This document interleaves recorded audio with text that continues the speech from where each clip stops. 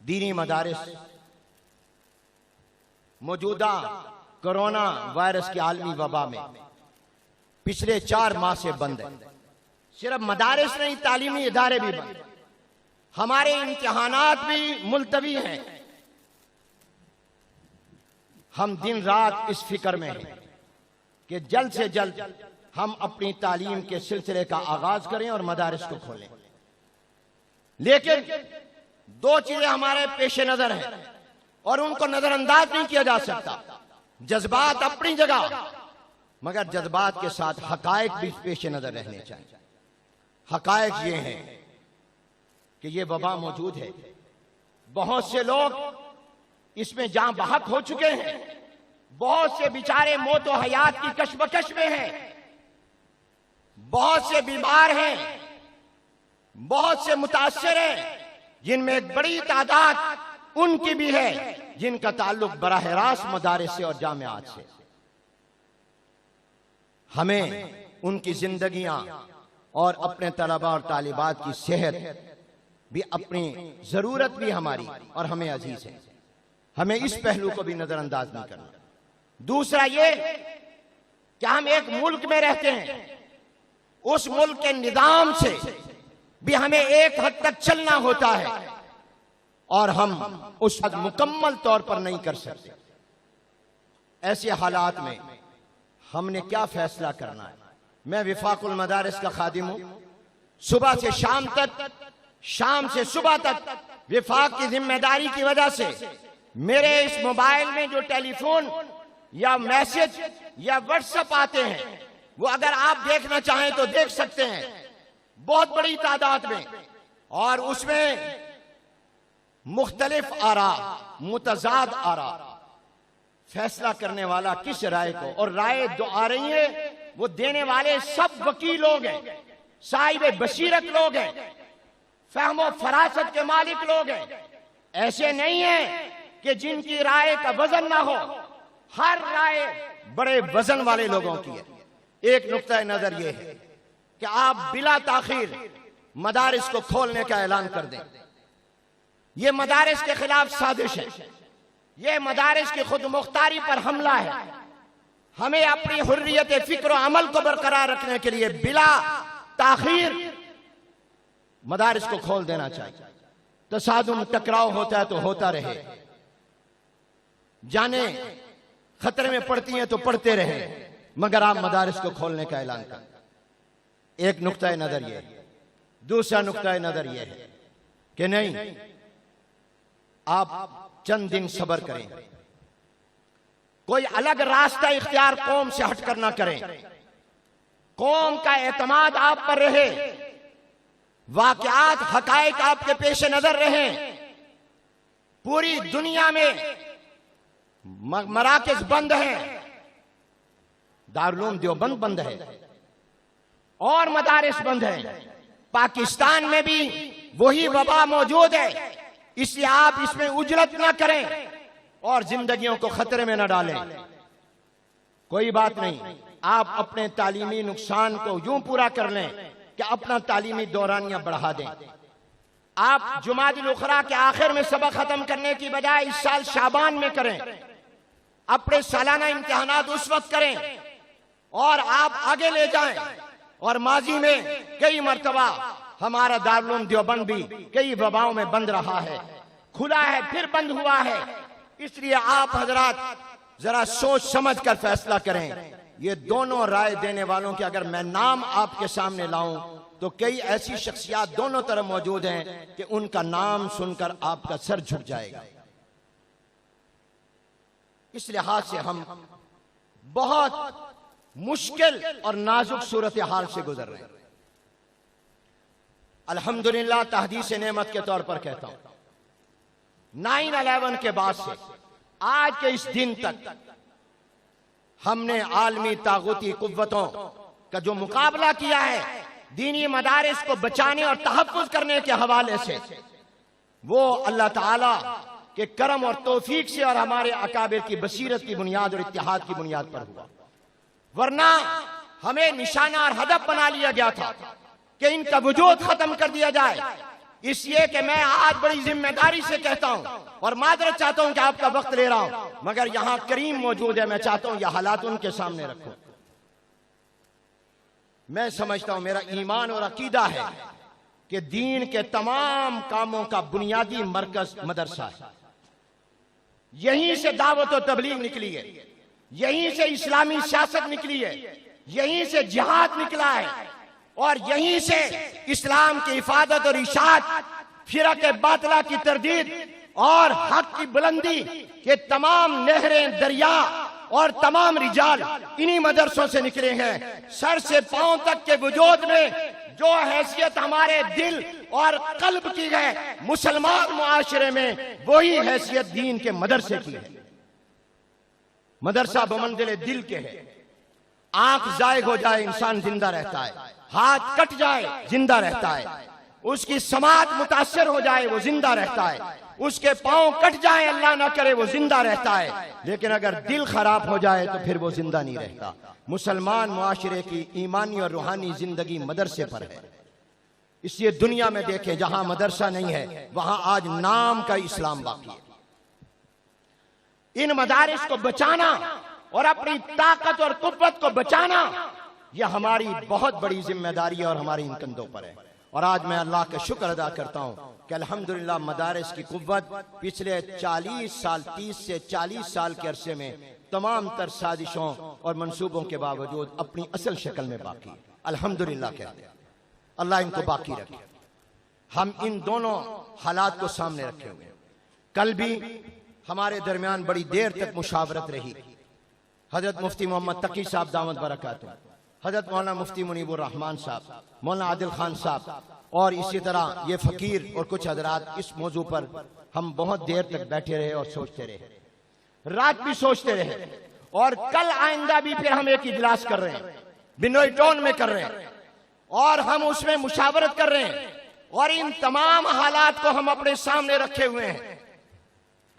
اور آپ کو معلوم ہوگا میں نے مفتی صاحب کے جنازے سے پہلے اسی جگہ کہا تھا کہ ہمارا اصولی موقف یہ ہے کہ اس کورونا کا کوئی پتہ نہیں ہے کب ختم ہوگا، کب کم ہوگا، کوئی اس کے بارے میں یقین سے کہا نہیں جا سکتا، اور اب تک اس کا کوئی علاج نہیں ہے، اس کے وجود سے انکار نہیں، لیکن یہ بھی نہیں پتا کہ کب تک یہ چلے گا۔ ہمیں بہرحال ان حالات کے اندر ہی احتیاط اور حفاظت کو اختیار کرتے ہوئے اپنے کاموں کو جاری کرنا ہے۔ ہم دیر تک اپنے کاموں کو بند نہیں رکھ سکتے، اور پھر ہمارا موقف یہ ہے جو ہم نے حکومت پر بھی اور اپنے اداروں پر بھی واضح کیا ہے کہ دیکھیے آج پاکستان میں تجارتی ادارے کھلے ہیں، صنعتی ادارے کھلے ہیں، انتظامی ادارے کھلے ہیں، عدالتی ادارے کھلے ہیں، مواصلاتی ادارے کھلے ہیں۔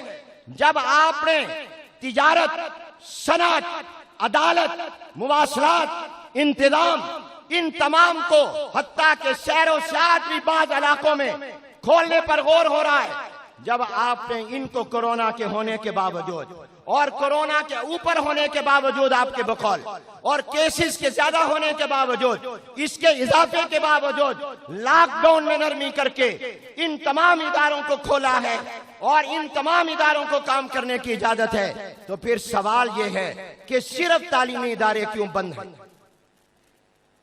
اگر تجارتی ادارے بھی بند ہوتے یہ سوال نہ اٹھتا، صنعتی ادارے بھی بند ہوتے یہ سوال پیدا نہ ہوتا، اگر عدالتی ادارے بھی بند ہوتے یہ سوال جنم نہ لیتا، اگر مواصلاتی ادارے اور انتظامی ادارے بھی بند ہوتے تو یہ سوال قائم نہ ہوتا۔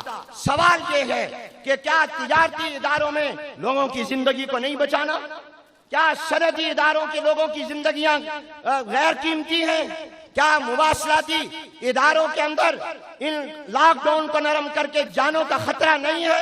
تو پھر سوال یہ ہے کہ جب وہاں پر ان تمام تر حالات کے باوجود ان اداروں کو کھولا جا رہا ہے تو تعلیمی ادارے، خواہ مدارس ہوں، خواہ سکول ہوں، کالج ہوں، یونیورسٹیاں ہوں، ان کو کیوں بند رکھا جا رہا ہے؟ کیا ہم تعلیم کے اندر بہت آگے ہیں؟ کیا ہماری شرح خواندگی بہت بہتر ہے؟ کیا ہمارا لٹریسی ریٹ بہت بہتر ہے؟ کیا ہماری قوم غربت سے نیچے زندگی گزار رہی ہے تو جہالت میں بھی جہالت کی لکیر سے زندگی نیچے نہیں گزار رہی؟ اگر ہمیں تجارت کی ضرورت ہے، صنعت کی ضرورت ہے، ہم زیادہ دیر ان کو بند نہیں رکھ سکتے، مواصلات کی ضرورت ہے، ہمیں ریلوے کے لیے ہمیں ٹرینیں چلانی پڑی، ٹرانسپورٹ کھولنی پڑی، اور ہم جہاز چلا رہے ہیں، اور ہم ان عدالتیں ساری کھول دی ہیں، سول کورٹ سے سپریم کورٹ تک انتظامی ادارے دفتر کھول دیے ہیں، تو ان کی اگر ضرورت ہے تو کیا اس قوم کی ضرورت تعلیم نہیں ہے؟ یہ قوم بہت تعلیم یافتہ ہے، ایڈوانس تعلیم یافتہ ہے، کہ اس کو ضرورت نہیں ہے؟ سوال یہ کہ فرق کیا ہے، وہ فرق سمجھایا جائے۔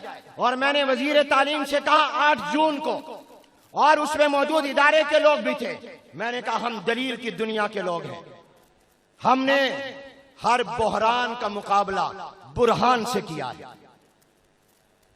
پھر دہراتا ہوں، ہر بحران کا مقابلہ برہان سے کیا ہے، اور اس بحران کا مقابلہ بھی ہم برہان سے کریں گے، دلیل کی طاقت سے کریں گے۔ ہم دلیل کی دنیا کے لوگ ہیں، ہمارے ساتھ دلیل سے بات کرو، ہمیں دلیل سے قائل کرو، بتاؤ بازار کھلا ہے، فیکٹریاں کارخانے کھلے ہیں، بسیں ٹرانسپورٹ کھلی ہیں، جہاز کھلے ہیں، عدالتیں اور دفتر کھلے ہیں، پارلیمنٹ کا اجلاس ہو رہا ہے، تو کیا وجہ ہے کہ تعلیمی ادارے بند ہیں؟ کیوں ان کو بند رکھا جا رہا ہے؟ جزاک اللہ خیر۔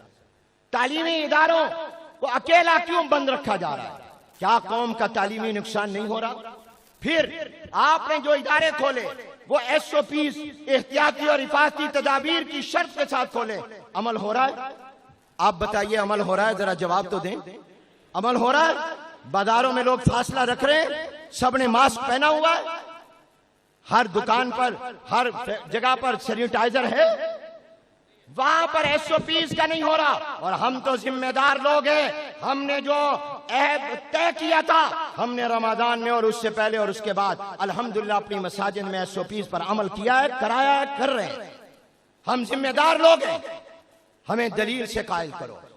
ہمیں بھی اپنے طلباء اور اساتذہ کی جانیں پیاری ہیں، اور میں نے تو کہا تھا ایک جنازے میں، ہمارے ایک ایک استاد کی جان اتنی پیاری ہے کہ ہم ہزاروں زندگیاں اس پر قربان کر سکتے ہیں۔ ہمیں دلیل سے بتاؤ کہ تعلیمی ادارے کیوں بند ہیں۔ اور صرف یہ ہم نہیں کہہ رہے، یہ سکول اور کالج اور یونیورسٹیاں بھی آواز اٹھا رہے ہیں۔ اور پھر دنیا کے جن ملکوں میں ہمارے سے زیادہ کورونا کی وجہ سے اموات ہوئی ہیں، ہو رہی ہیں، اور بیمار بھی لوگ ہو رہے ہیں، متاثر بھی ہو رہے ہیں، انہوں نے اپنے تعلیمی ادارے کھول دیے۔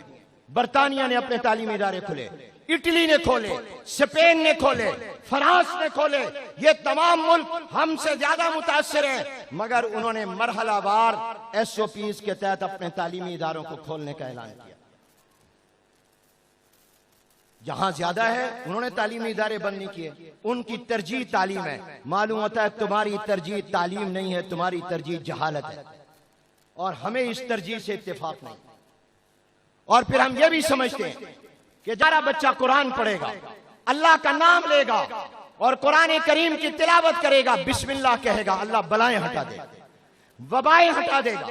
اور میں یہ بات بھی تحدیث نعمت کے طور پر کہتا ہوں، میرے علم میں اپنے علم کی بات کر رہا ہوں، میرے علم میں ایک بھی پاکستان کی مسجد کا کیس نہیں آیا جہاں نماز پڑھنے کوئی گیا اس کو کورونا ہو گیا۔ احتیاطی تدابیر اختیار کریں، علماء سے زیادہ کہتے ہیں شریعت کا تقاضا ہے، آپ ماسک پہنیں، آپ سینیٹائزر استعمال کریں، فاصلہ رکھیں، صفائی کا خیال رکھیں، اور یہی ایک طریقہ ہے بچنے کا۔ تو میں آپ سے پوچھتا ہوں، ان نازک حالات میں اگر ہم غور و فکر کر کے آپ کے اکابر یہ فیصلہ کرتے ہیں کہ ہم احتیاطی اور حفاظتی تدابیر کے ساتھ اپنے تعلیمی اداروں کو کھولیں گے تاکہ قال اللہ قال رسول کی صدائیں بلند ہوں، تو آپ ہمارا ساتھ دیں گے؟ ایسے نہیں، ذرا ہاتھ کھڑے کر کے، ایسے بھی نہیں کھڑے ہو، نعرہ تکبیر بلند آواز سے کہو، بتاؤ مفتی نعیم کو ہم زندہ ہیں، نعرہ تکبیر، نعرہ تکبیر۔ اب جو میں نعرہ لگاؤں گا اس کے جواب میں محمد الرسول اللہ، نعرہ رسالت، नारे रिसालत, ताजो तख्त खत्म नबूवत, ताजो तख्त खत्म नबूवत, मदारिस दीनिया इस्लाम। जज़ाकल्लाह। मेरे दोस्तों और भाइयों, हमने बाकायदा SOPs बनाई हैं और SOPs और एहतियाती तदाबीर के मुरत्तब करने में हमने आलमी इदारों को सामने रखा है।